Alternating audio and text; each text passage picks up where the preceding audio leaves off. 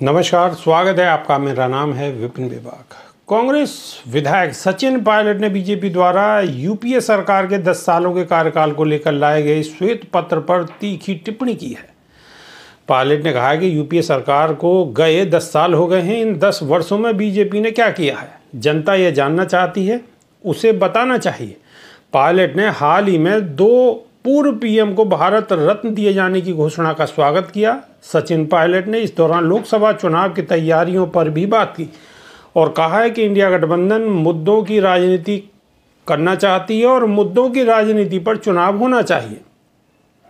पत्रकारों से बातचीत में पायलट ने शनिवार को कहा है कि आज ये श्वेत पत्र जारी कर रहे हैं, आप 10 साल से क्या कर रहे हैं, यह जनता जानना चाहती है।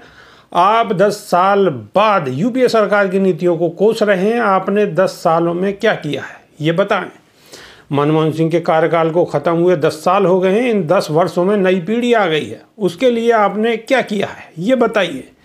पायलट ने तीसरी बड़ी अर्थव्यवस्था बनाने के बीजेपी के वादे पर कहा कि आज अमीर और गरीब की खाई कल्पना से परे है। आप 80 करोड़ लोगों को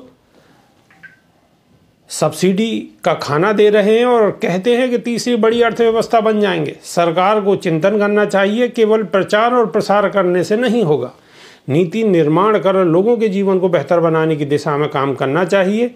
यूपी के सीएम योगी आदित्यनाथ के विधानसभा में दिए गए एक बयान को लेकर पायलट ने कहा है कि जो बयान यूपी के सीएम का आया है वह केवल अखबार में छपने के लिए देते हैं।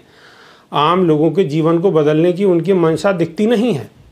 हमारा जो इंडिया गठबंधन है वह मुद्दों की राजनीति करना चाहता है। मैं चाहता हूं कि चुनाव में वह मुद्दों पर लड़ा जाए, लोगों की समस्याओं का निराकरण किया जाए और रोड मैप बनाया जाए। अभी के लिए सिर्फ इतना ही। नमस्कार।